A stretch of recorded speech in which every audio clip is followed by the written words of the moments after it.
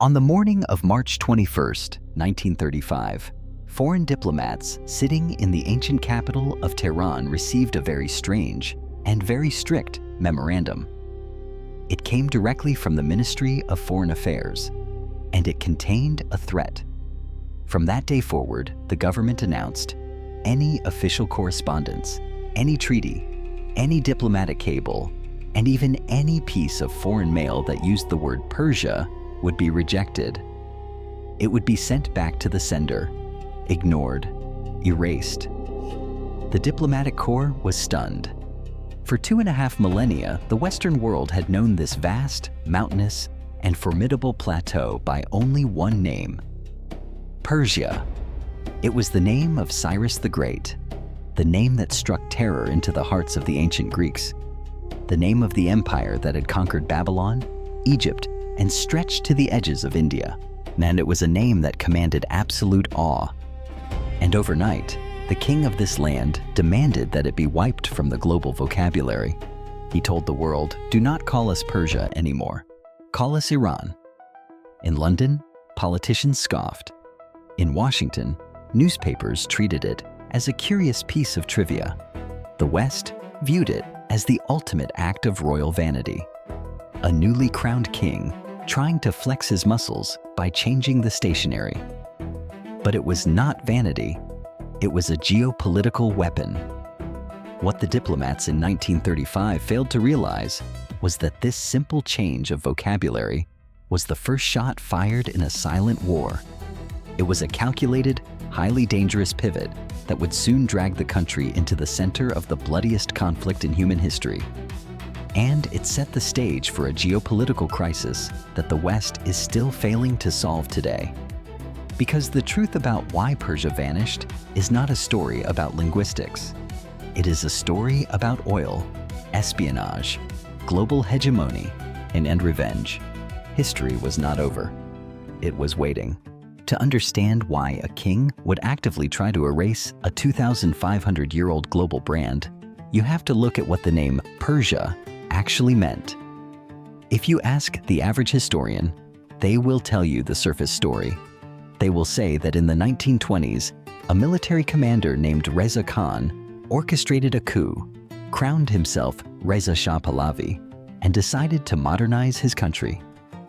He looked across the border at Mustafa Kemal Ataturk, who was dragging Turkey into the 20th century. Reza Shah wanted the same. He built railways, established a modern army, and banned traditional clothing. According to this surface narrative, changing the name to Iran was simply the final touch of paint on a newly modernized nation, a way to unify a diverse population under a single, strong, national identity. And for decades, that is the story that was taught. But that is completely missing the point, because the people who actually lived on that plateau, they had never in their entire history called their country Persia. Never. Persia was an invention, an exonym, a label slapped onto them by their ancient enemies. When the Greeks encountered the vast Achaemenid Empire over 2,000 years ago, they interacted primarily with the people from the southern province of Pars. In Greek, Pars became Perses. In Latin, it became Persia. To the west, the entire empire became known by the name of just one single region. It would be like a foreign power calling the entire United States Texas and refusing to use any other name for 2,000 years. Inside the country, the kings, the poets, and the people had always called their land Iran Shah, the Empire of Iran. So, when Reza Shah issued his decree in 1935, and he wasn't creating a new name, he was rejecting a foreign one. But this wasn't about hurting the feelings of dead Greek historians. It was about something much more valuable and much more dangerous. It was about breaking chains. By the dawn of the 20th century, the mighty Persian Empire had become a ghost of its former self. Under the decaying rule of the Qajar dynasty, the country had been utterly humiliated. It was trapped in the middle of the Great Game, the bitter, paranoid Cold War between the British Empire and the Russian Empire. Russia pressed down from the north, swallowing up territories in the Caucasus. Britain pushed up from the south, desperate to protect the borders of its prized colony India. Persia was caught in the jaws of a vice. The Qajar kings were weak, bankrupt, and addicted to European luxury. To fund their lavish trips to Paris and London, they began selling off the rights to their own country. They sold the rights to the tobacco. They sold the rights to the telegraph lines. They sold the rights to the customs houses. And then, in 1901, they made the most disastrous deal in the history of the Middle East. An English millionaire named William Knox D'Arcy approached the Persian king. He offered him £20,000 in cash and a 16% share of future profits in exchange for the exclusive right to drill for oil in a massive swath of southern Persia. The king agreed. 7 years later, the British struck black gold. It was the first major commercial oil discovery in the Middle East, and it changed the trajectory of the 20th century. The British government quickly realized that oil was the fuel of the future. Winston Churchill, then the First Lord of the Admiralty, made the historic decision to switch the entire British Royal Navy from Welsh coal to Persian oil. To secure this vital resource, and the British government secretly bought a controlling stake in the Anglo-Persian Oil Company. Today, you know it as BP. Britain now effectively owned the lifeblood of the Persian economy. The Royal Navy, the mechanism that controlled the entire global British Empire, was entirely dependent on oil pumped from beneath the sands of a country they treated like a vassal state. While Britain grew rich and powerful, the Persian people starved. During World War I, despite declaring neutrality, Persia was invaded by British, Russian, and Ottoman forces. The resulting famine wiped out millions of Persians. Up to a quarter of the population vanished. The empire was broken, bankrupted, bled dry. And that is exactly the environment that creates a dictator. When Reza Shah took the throne in 1925, he inherited a shattered realm. He looked at the British diplomats who treated his country like a gas station. He looked at the Soviet agents infiltrating his northern borders. He realized a terrifying geopolitical truth, and as long as his country was called Persia, it would be treated like Persia. A nostalgic ruin. A weak, conquered zone carved up by European cartographers. He needed to signal to the world that the old days of submission were over. He needed to cancel the psychological contracts of the past. But more importantly, he needed a new ally. Britain controlled the south. The Soviets menaced the north. To break out of this geopolitical prison, Reza Shah needed a third force, a superpower that was technologically advanced, hostile to the British, and hostile to the communists. He looked toward Europe, and he found exactly what he was looking for in Berlin. In the 1930s, Germany was rising from the ashes of its own humiliation. Under the Nazi regime, Germany was rapidly industrializing, rearming, and looking for economic partners outside the Anglo-French sphere of influence. Reza Shah invited German engineers, architects, and industrialists to pour into his country. They built factories, and they designed railway stations. They constructed universities. Germany quickly became Iran's largest trading partner. But the alliance was not just economic. It was deeply, darkly ideological. And this is where the name change of 1935 reveals its true, explosive nature. The word Iran derives from the ancient Proto-Indo-Iranian word Arya. It literally translates to land of the Aryans. For millennia, this was simply a linguistic and cultural identifier for the Indo-European peoples who settled the plateau. But in the 1930s, the word Aryan had been hijacked. In Germany, Nazi racial theorists had weaponized the concept of an Aryan master race. They were obsessed with finding the ancient origins of this supposed superior bloodline. Reza Shah's advisors, many of whom were educated in Europe, saw an unprecedented geopolitical loophole. By demanding the world call the country Iran, the land of the Aryans, the Shah was sending a direct, An undeniable dog whistle to Berlin. It was a brilliant, cynical, and terrifying maneuver. Iranian diplomats in Germany actively leveraged this. The Nazi government even passed a special decree exempting Iranians from the Nuremberg race laws, officially recognizing them as pure-blooded Aryans. The name change was not just about rejecting the Greeks, it was about cementing an axis. The British were furious. They saw exactly what was happening.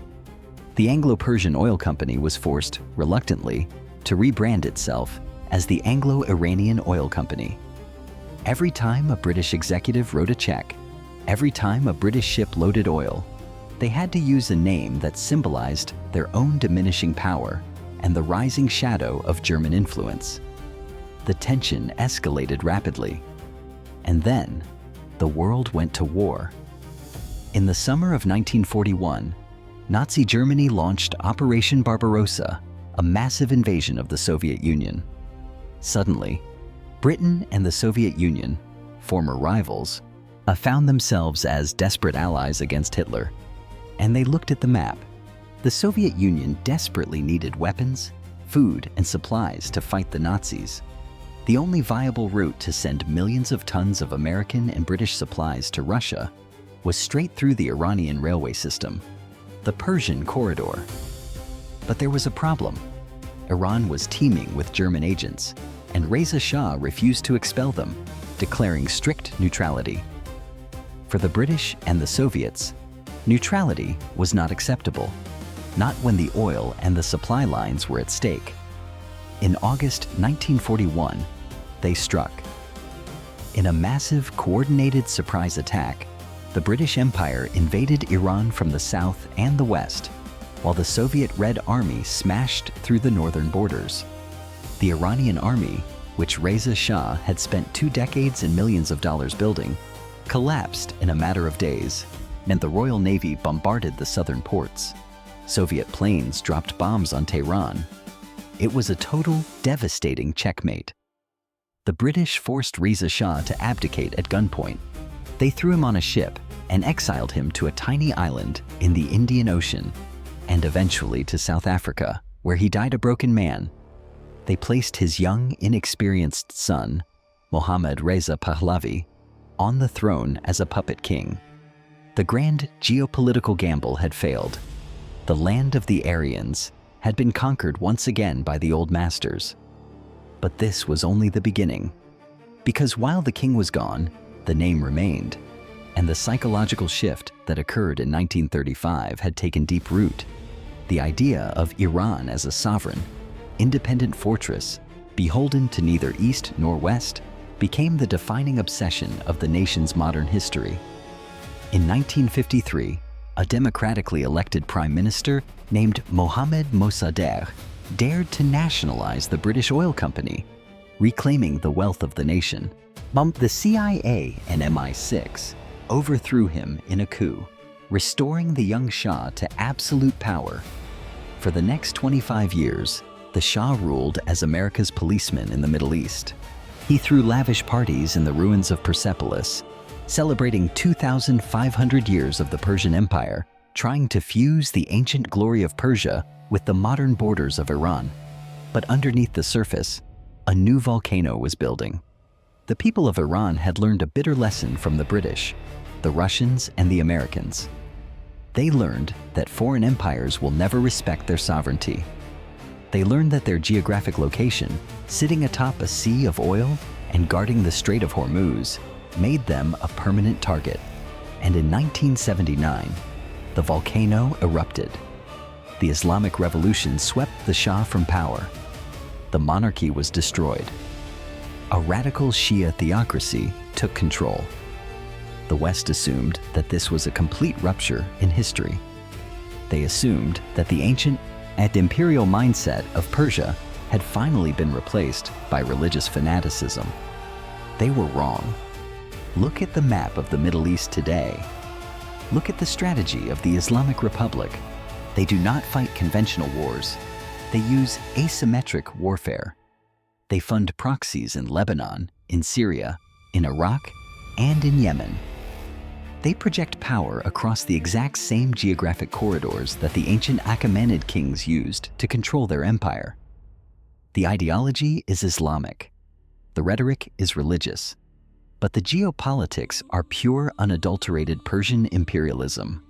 They are securing their borders by fighting their enemies thousands of miles away. They are using the natural fortress of the Zagros Mountains to shield their nuclear program, much like ancient kings used those same mountains to shield their treasuries from the Romans. The men in turbans who rule Tehran today may hate the secular kings of the past, but they are reading from the exact same strategic playbook, because geography does not change. And the memory of an empire does not die simply because you changed the letterhead. Which brings us to the ultimate, uncomfortable truth. When Reza Shah demanded that the world stop saying Persia in 1935, the West thought it was a simple rebranding. They thought they could just update their maps, keep pumping the oil, and maintain the illusion of control. They didn't realize that they were watching the awakening of an ancient giant. They didn't realize that Iran was not a new country, but a very old one, shaking off the chains of foreign humiliation, preparing to reclaim its position as the dominant hegemon of the region. Today, as drones fill the skies of the Middle East, as proxy militias strike American bases, and as the global economy holds its breath over the Strait of Hormuz, Western diplomats are still trying to figure out how to handle the regime in Tehran. They issue sanctions, they negotiate treaties, they deploy aircraft carriers, but they are treating the symptoms, not the disease, because they fundamentally misunderstand who they are dealing with. Persia did not vanish in 1935. It simply stopped letting the West define it. It shed a Greek insult, reclaimed its true name, and stepped back into the arena of empires. The West believes it is fighting a 40-year-old Islamic republic, but in reality, they are fighting a 2,500-year-old empire. And history is far from over.